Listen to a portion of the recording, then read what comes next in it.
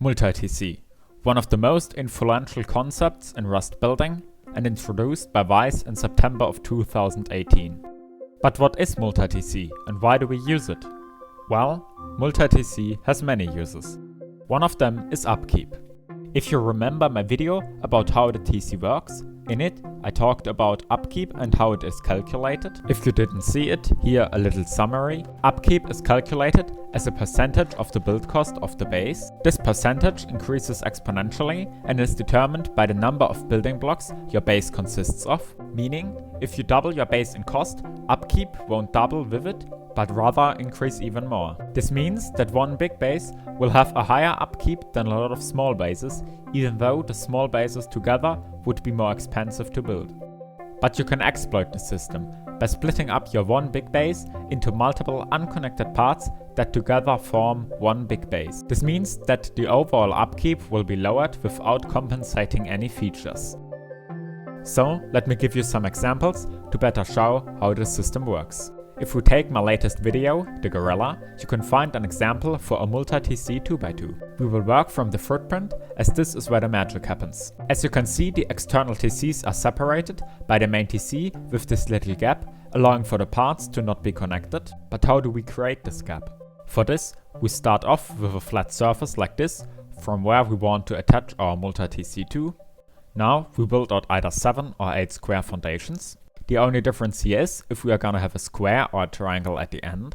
After you build out, cap it off with another foundation. Keep this one for now and delete all the other ones in between. Now from the foundation we placed before, we will go out with triangles that together will form these 2/3 hexagons. This is already a pretty tight gap, but you will still be able to shoot rockets through it, allowing to splash multiple walls at once. To prevent it, or at least make it a lot harder, adding frames to the inside and the outside of the gap can help.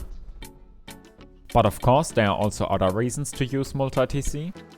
One very common one is for bunkers, or more precise, roof bunkers. Roof bunkers work by placing a roof next to a wall that isn't connected to the other walls, allowing it to curve in like this, giving access to the boxes behind it. But of course a bunker needs other walls, and this is where multi-TC comes to place. If for example we have this 3 triangle bunker, we won't be able to open it. But multi-TCing it and taking out this one wall and separating it from the rest makes it so that there are walls on all sides of the bunker and are still being able to open it. For an application example of this, look no further than my Gorilla or the Hephaistos, both linked to in the description. These bunkers work best in a shell or around an open core, and they are so popular because they give very high protection for very little cost. But sadly, they also have these gaps that can be exploited. One common workaround is to put a frame like this and a full wall like this on the inside so that the conditional models cover the gaps. This still allows for shooting through, but it is a better option as it makes it a lot harder. The last application is for grief protection. By having extra TCs in your base that spread their building privilege will make it so that even if your main base gets raided and the TC gets destroyed, these outside TCs will take over the privilege and not allowing the raiders to seal. This can be very helpful during an online raid, allowing you to keep defending your base. Just don't forget to lock your main TC or the outer ones won't make any difference. Now to some important things you need to remember when using multi-TC. As for every exploit, don't just use it to use it. With small bases, making multi-TC will overcomplicate it so much that the upkeep will actually be higher than if you didn't use it.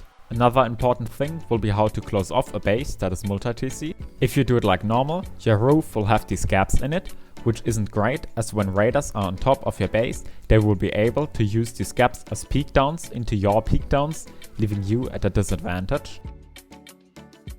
To help with this, using frames like this and then combining them with actual floors will close the gaps so much that they won't have an impact anymore.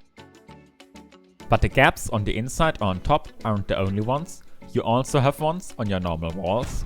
These are the worst ones, as they will allow raiders to break multiple layers of your base at once. These holes are especially big in bases of not so experienced builders. What they often do is for example multi-TC out all the sides of a 2x2, which does work and does reduce upkeep, but creates these giant gaps that raiders have to try not to abuse. This can be improved a lot by only going out with 2 of the sides and leaving the other ones attached to the main base.